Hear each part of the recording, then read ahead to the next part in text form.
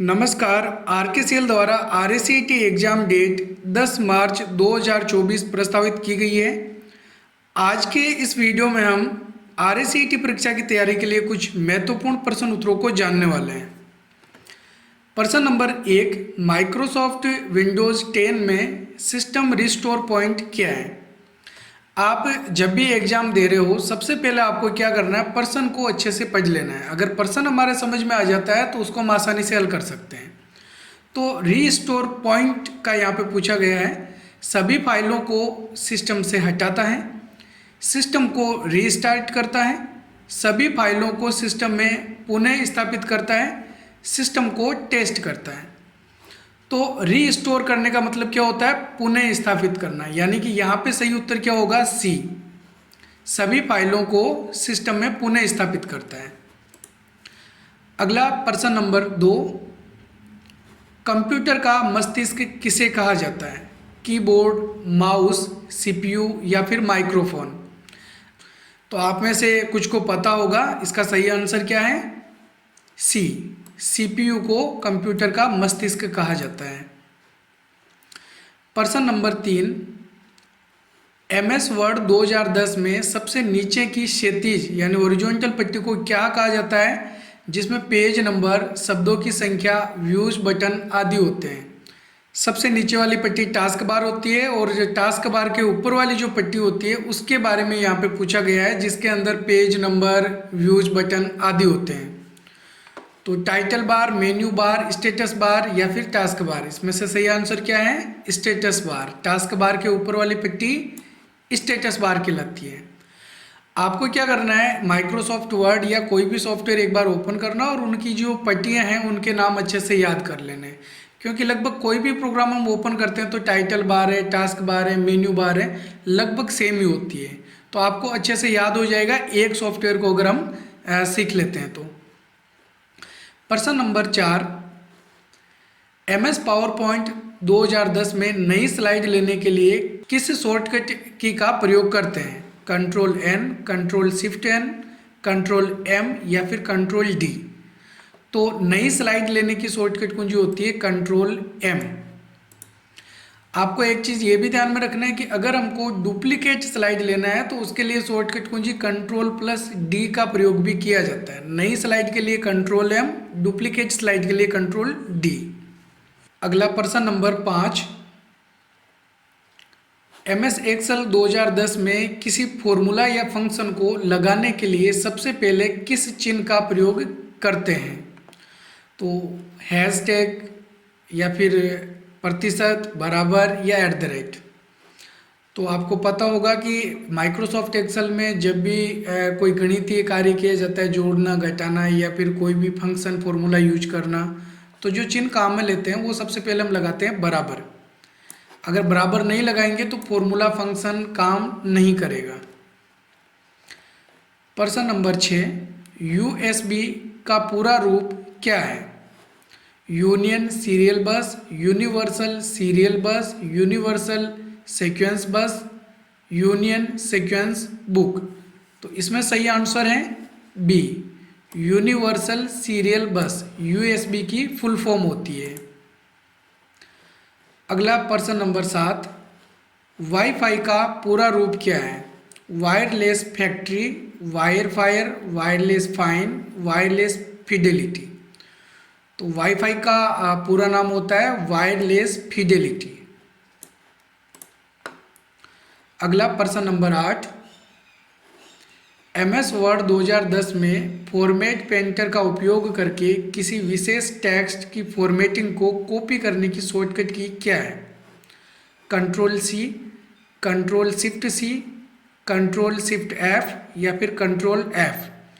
तो इसमें सही आंसर है B, control shift C formatting को कॉपी करने के लिए काम में ली जाती है। और साथ ही अगर हम फॉर्मेटिंग को पेस्ट करना चाहते हैं तो यहाँ पे सी की जगह पे वी काम में लेना है, कंट्रोल शिफ्ट वी। तो आपको दोनों ही शॉर्टकट कुंजियाँ अच्छे से याद रख लेनी है। फॉर्मेटिंग कॉपी करने के लिए कंट्रोल शिफ्ट सी और फॉर्मेटिंग पेस्ट करने के लिए कंट्रोल शिफ्ट वी का प्रयोग करते हैं। प्रश्न नंबर 9, एक ईमेल के साथ भेजी जाने वाली फाइल का आकार अधिकतम कितना होना चाहिए? 15 MB, 20 MB, 25 MB या फिर 15 GB? तो इसमें सही आंसर है सी, 25 MB तक की फाइल हम ईमेल के साथ में अटैच करके भेज सकते हैं। ईमेल के साथ में जो फाइल भेजी जाती है उसे क्या बोलते हैं? अटैचमेंट। तो 25 MB तक का अटैचमेंट हम अटैच कर सकते हैं। प्रश्न 10, नोटपैड क्या है? Computer hardware, computer virus, text editor program, photo editor program. तो नोटपैड क्या होता है? एक टेक्स्ट एडिटर प्रोग्राम होता है। नोटपैड के अंदर जो फाइल बनती है उसको भी क्या कहा जाता है? टेक्स्ट फाइल कहा जाता है। अगला प्रश्न नंबर 11, माइक्रोसॉफ्ट वर्ड 2010 में एरियल और कैलिबरी क्या है? पेज में नंबर फॉर्मेट, एक प्रिंटिंग फॉर्मेट, फॉन्ट या फिर पैराग्राफ स्टाइल। तो सही आंसर है इसमें सी, कैलिबरी और एरियल क्या है? फॉन्ट है। अगला प्रश्न नंबर 12, इनमें से कौन सा सर्च इंजन नहीं है? बाकी सब सर्च इंजन है, एक कोई है जो सर्च इंजन नहीं है। गूगल, बिंग, याहू या फिर माइक्रोसॉफ्ट एज। तो सर्च इंजन क्या होता है ये आपको अच्छे से जानना है, जिसके अंदर हम कुछ टेक्स्ट लिखेंगे और उससे संबंधित हमको रिजल्ट मिल जाएगा ऑनलाइन। तो गूगल, बिंग और याहू ये सभी क्या है? सर्च इंजन है। माइक्रोसॉफ्ट एज सर्च इंजन नहीं है। तो माइक्रोसॉफ्ट एज क्या है? एक ब्राउज़र होता है जिसके अंदर हम इंटरनेट चलाते हैं। जैसे इसके अलावा Google Chrome, Mozilla firebox, safari, opera ये सब भी ब्राउज़र के उदाहरण होते हैं। अगला प्रश्न नंबर 13, निम्न में से ऑप्टिकल डिस्क का उदाहरण है? Magnetic disk, memory disk, digital versatile disk, all of the above. तो इसमें सही आंसर है सी, डिजिटल वर्सेटाइल डिस्क। अब कई लोग आप में से ऐसे हैं जो डिजिटल वर्सेटाइल डिस्क नाम कम सुना होगा और ज़्यादातर नाम सुना होगा डीवीडी। आपको ध्यान में रखना है डीवीडी की ही फुल फॉर्म होती है डिजिटल वर्सेटाइल डिस्क। तो ऑप्टिकल डिस्क जो है वो मुख्यतः 3 प्रकार की होती है, सीडी, डीवीडी और ब्लू-रे डिस्क। जब भी ऑप्टिकल डिस्क का क्वेश्चन आए तो आपको ध्यान में रखना है सीडी, डीवीडी और ब्लू-रे डिस्क को। अगला प्रश्न नंबर 14, किताबों के इलेक्ट्रॉनिक प्रारूप को क्या कहा जाता है? I books, e books, e library या फिर ई लर्निंग। तो इसमें सही आंसर है बी, ई बुक्स। तो जो किताबें होती है अगर वो इलेक्ट्रॉनिक रूप में होती है, यानी कि कंप्यूटर में हम किताबें पढ़ रहे हैं या फिर मोबाइल में, एंड्रॉयड मोबाइल में किताबें पढ़ रहे हैं, तो वो किताबें ई बुक्स कहलाती है। ई की फुल फॉर्म क्या होती है? इलेक्ट्रॉनिक। अगला प्रश्न नंबर 15, निम्न में से एमएस वर्ड किसका उदाहरण है?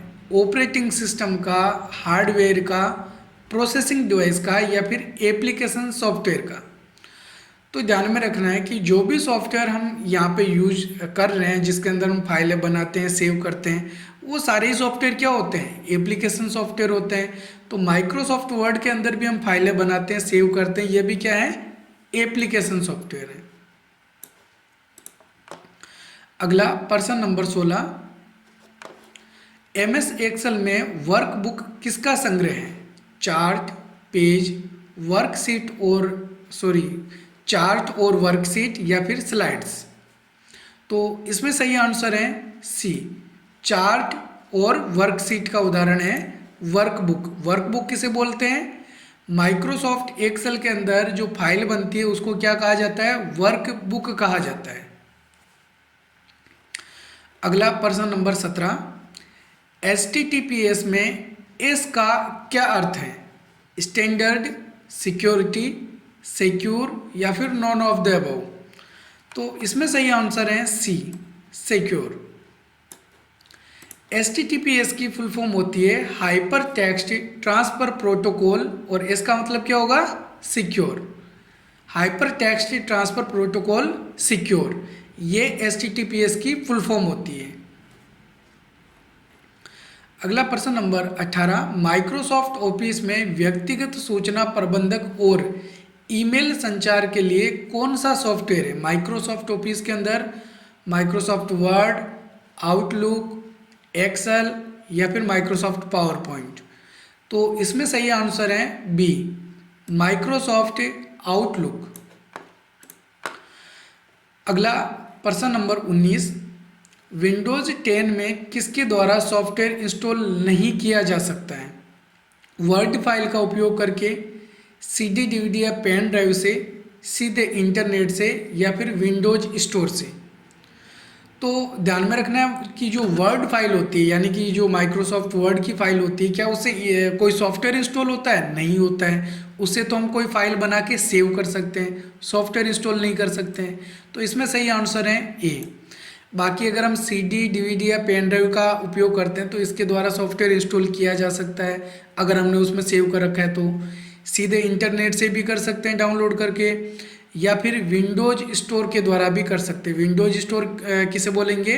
विंडोज 10 के अंदर विंडोज स्टोर, जैसे मोबाइल के अंदर प्ले स्टोर होता है वैसे ही विंडोज के अंदर विंडोज स्टोर होगा, उसके द्वारा अपन कोई सॉफ्टवेयर इंस्टॉल कर सकते हैं। प्रश्न नंबर 20, निम्न में से किस टूल के द्वारा वर्तमान में खुली विंडो को दो भागों में विभाजित करके एक ही समय में देखा जा सकता है? न्यू विंडो, स्प्लिट, जूम या फिर मैक्रोज। तो इसमें सही आंसर है बी, स्प्लिट। स्प्लिट के द्वारा एक ही समय में एक ही विंडो के दो टुकड़े करके देखा जा सकता है। ये टूल माइक्रोसॉफ्ट वर्ड में काम में लिया जा सकता है। माइक्रोसॉफ्ट वर्ड के व्यू टैब के अंदर स्प्लिट वाला टूल दे रखा है। अगर आपने अभी तक स्प्लिट टूल का प्रयोग नहीं किया है तो माइक्रोसॉफ्ट वर्ड के व्यू टैब में जाके स्प्लिट वाला टूल का प्रयोग जरूर करें। तो आज के इस वीडियो के अंदर ये थे हमारे 20 प्रश्न उत्तर। उम्मीद है आपको हमारे ये वीडियो पसंद आया होगा। आपकी RSCET परीक्षा की तैयारी के लिए हम और भी नए नए वीडियोज इस YouTube चैनल पे लाते रहेंगे। अगर आपने अभी तक हमारे YouTube चैनल को सब्सक्राइब नहीं किया है तो हमारे YouTube चैनल को अभी सब्सक्राइब कर लें, और अगर वीडियो पसंद आए तो वीडियो को लाइक ज़रूर करें। मिलते हैं हम एक और नए वीडियो में, तब तक के लिए जय हिंद, जय भारत।